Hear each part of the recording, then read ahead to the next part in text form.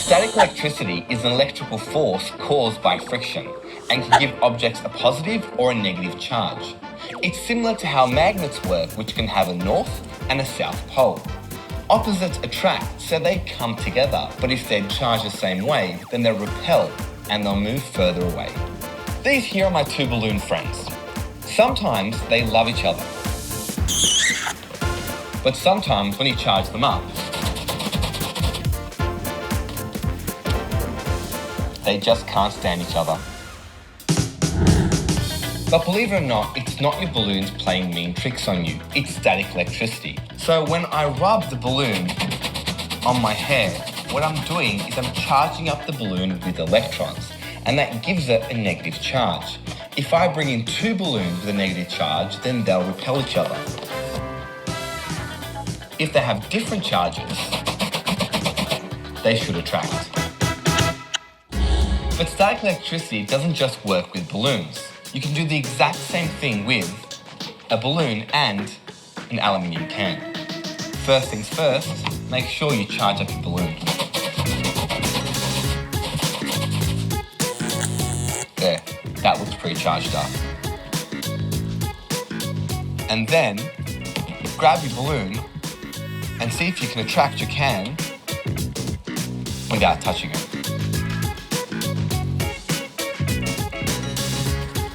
There, I can do static electricity magic.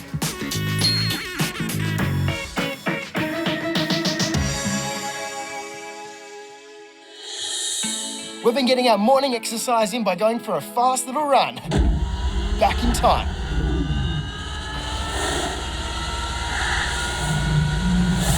Whoa, we're from back 65 million years. That's a triceratops. Hey, bud. Those three horns could be used to fight off attackers, even a Tyrannosaurus. And although he looks scary, he's not interested in eating us. He's a veggie.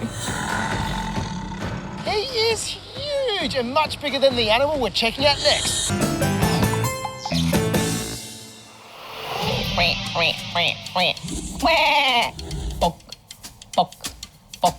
Frogs have so many different calls. It's actually pretty cool.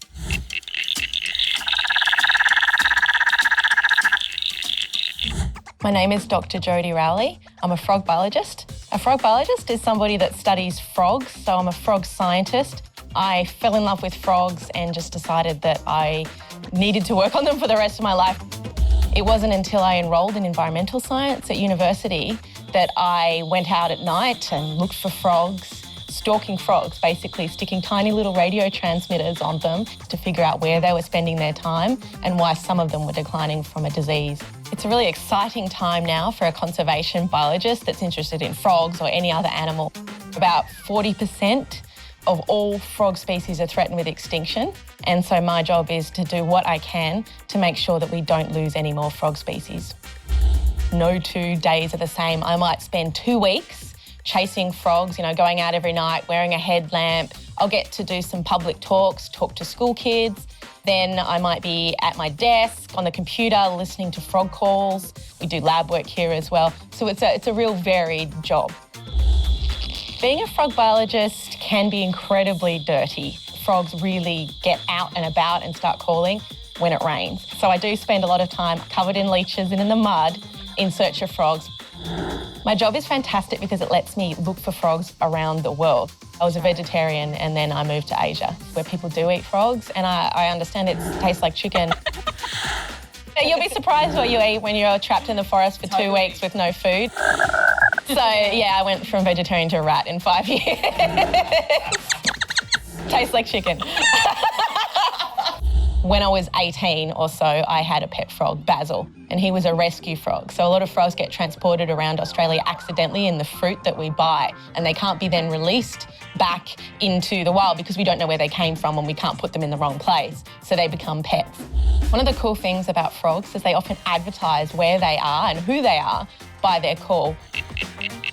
And each species of frog has a different call. So that's one of the easiest ways to figure out what frogs you have in your backyard. And that's actually the way that we often survey for frogs. So we go into remote streams and we listen.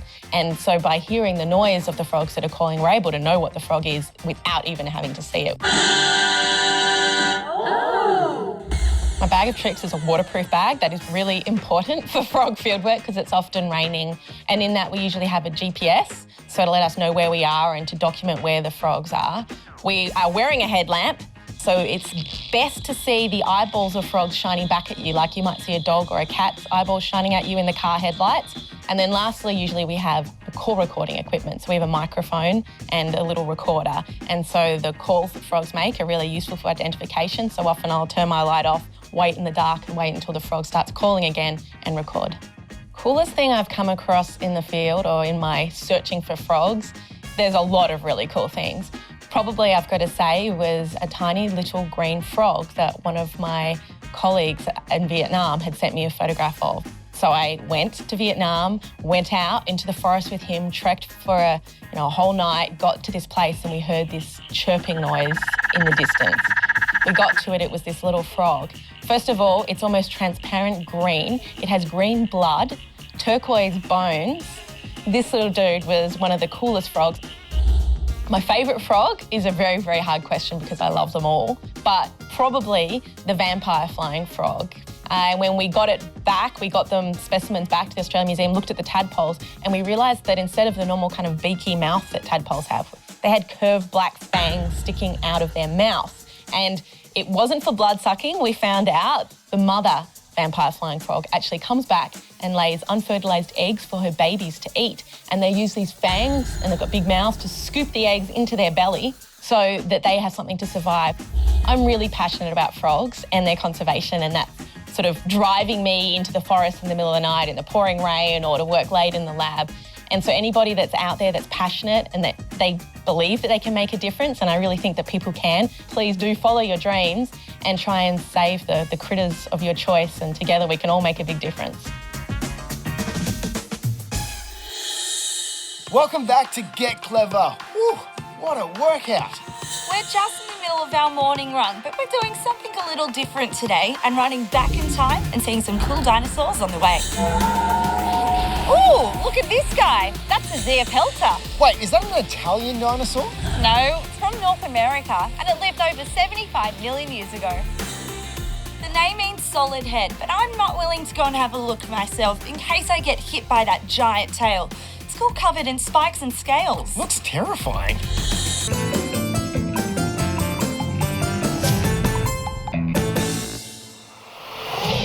It's hard to believe that this is actually a living animal and not just some weird, funky alien shell stuck to a rock somewhere.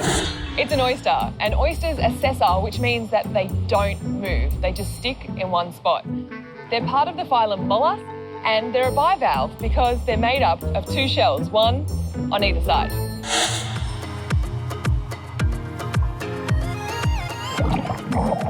Oysters are found in saltwater and freshwater environments, and they're thought to be one of the oldest living animals on Earth, although we haven't yet exactly worked out their evolutionary pathway.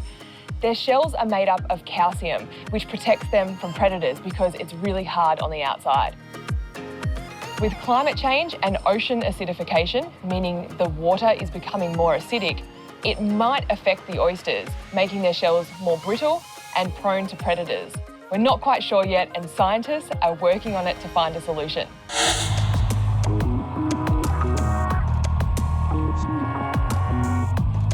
I'm here with Captain Sponge, and we are going to learn all about how oysters are formed and farmed here on Pambula Lake.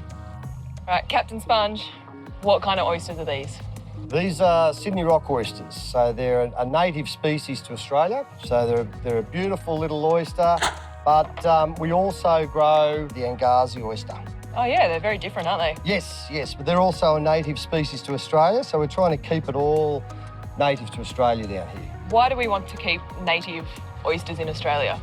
Well, they've evolved to be here, so they belong. So if you start bringing in other species from other countries that haven't evolved here, we don't know what kind of damage we might be doing to the environment. Now, Captain Sponge, I heard these guys don't have brains or eyes. No, they don't, but they have, like other marine animals, they've got gills, okay, and they've got a digestive system and all that kind of stuff. So the way that they feed is that they'll open the top lid up a little bit, and then they filter water through the gills to drag the microscopic plants out of the water, which we call algae, okay? They then transport that algae down the edge of their gill plate to their mouth, where they eat it. Right, so their mouth and everything is encased inside the two All inside there, yeah, that's right. Would you like to jump in the water, Laura? Yes, awesome. These are one nice pair of pants you've got me in here. Thank you. All right, shoes off, waders on. Got it. These are pretty cool. I think I'm going to ask Sponge if I can keep them. Okay, we're doing it? We're going in. Hey, can you swim? Yeah. You won't need to. There we go. Oh, it is muddy. Yes. Excellent. You all right? All right.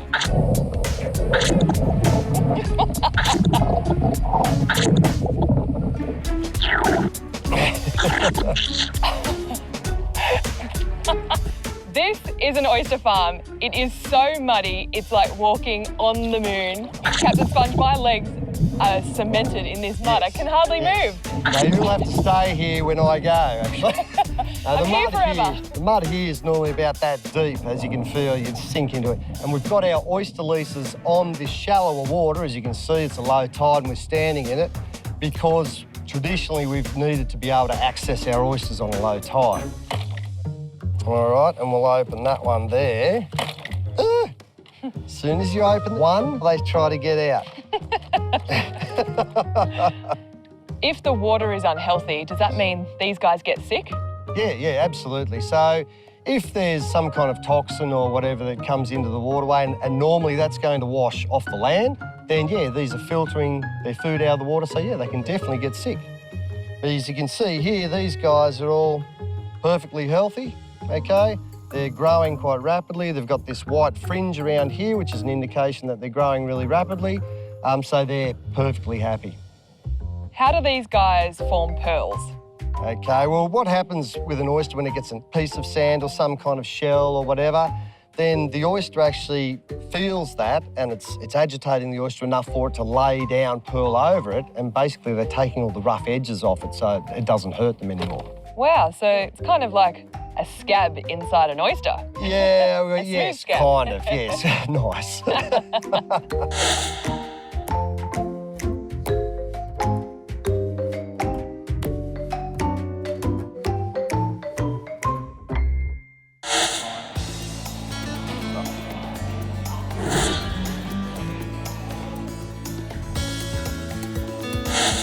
Sponge, I can't wait to go back and try one of these oysters.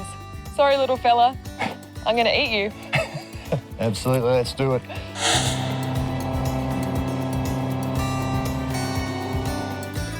We're on our way back to shore. I've found out lots of interesting facts about oysters. They're cool, but I don't think they'll make a very good pet. So the way that we grow our oysters here means we've got a defined hinge, so most of us down here will open our oyster at the hinge. So you push the knife into the hinge of the oyster and then pop the lid up, okay? And then you've got to cut the adductor muscle, which is just here, okay, to get the lid off. So I'd normally just do a sideways cut like that. Perfect. Turn the oyster around, then you need to actually cut the oyster off the bottom of the shell and then rotate the oyster over. Wow. Okay. I'm going to do it. Enjoy. Thanks. It's pretty good. You're not going to get much fresher than that. It doesn't even taste like snot. No.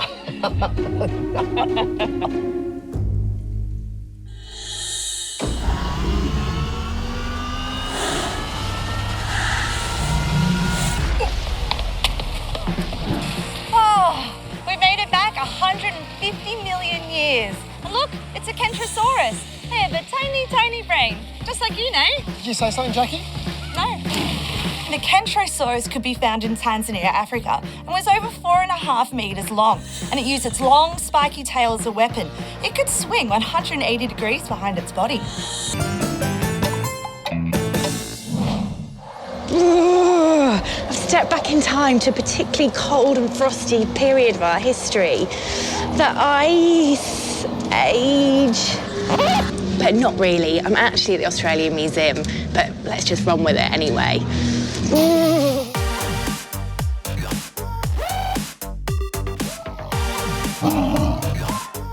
Actually, there wasn't just one ice age, but there were a few of them in the history of our planet.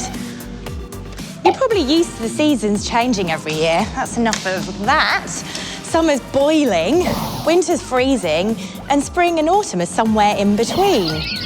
Oh, sorry.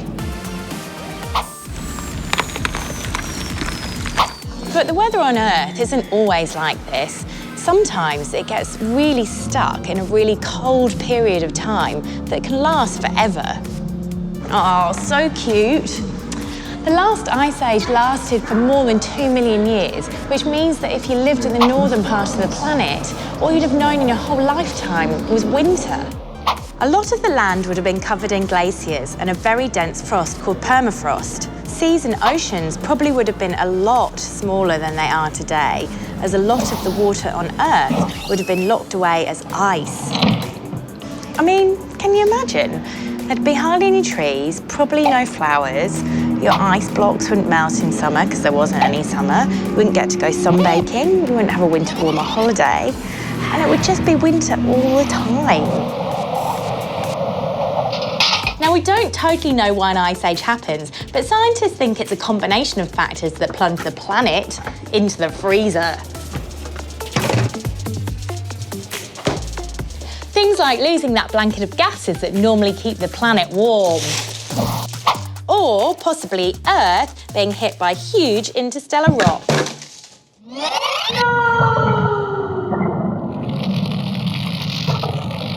Or maybe natural changes in the tilt of our planet as it orbits the sun.